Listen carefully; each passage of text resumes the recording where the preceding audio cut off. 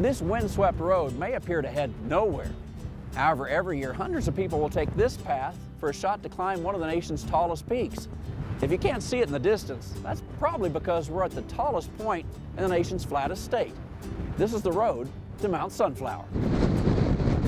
The summit certainly has the wind you'd find on one of the nation's tallest peaks, but here you're more likely to see tumbleweeds blowing across your path than ice and snow. Ed Harold's grandparents came here to western Kansas in 1906, picking this spot to homestead sight unseen. Ed remembers his grandfather, who would drive across the ranch checking his Hereford cattle. My grandfather had a had a Buick, that car.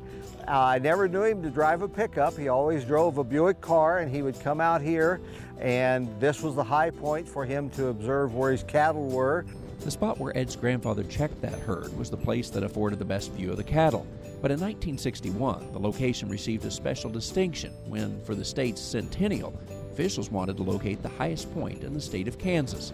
A man came up out of Garden City Geological Survey and designated, looking at the topographic maps and an altimeter, and this is where he deemed it to be.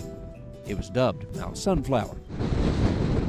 In the 1960s, people began traveling to the highest point in each of the 50 states. Known as high pointers, Ed's uncle soon realized such folks and others who simply enjoyed the novelty of this Kansas mountain would be coming to their ranch. He enjoyed having people stop to look for, say they were looking for the high point, so he did put up a long tree branch because there wasn't a road out here at the time, and he said, you can go to the pasture, just remember to shut the gates. Today, Ed carries on the tradition, maintaining a long gravel lane that leads to the sign at the top.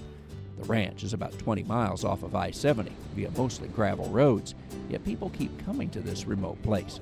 There's quite a view, although Ed laughs at exactly how far one can see from Kansas's tallest peak. Well, you can see all the way to Colorado, which is about a little less than a half a mile away, if you know where you're looking. Ed put up a mailbox with a registry inside. About 2,000 to 3,000 people come here every year. Many enjoy writing comments about their arduous climb to the top of Mount Sunflower. Where did the stickers "I skied Mount Sunflower"? Lady at the Fort Wallace Museum, she had them made. The Harold family has enjoyed their role of welcoming visitors to the highest point in the flattest state.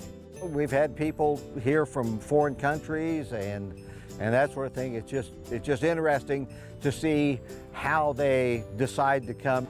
Mount McKinley or Mount Rainier it is not, yet it is the highest point in Kansas, Mount Sunflower, a place that people will drive for thousands of miles simply to climb to the summit and then record their views in this journal. It's a place to catch one of the best vistas of the high plains. Traveling the countryside on top of Mount Sunflower, I'm Andrew McCrae.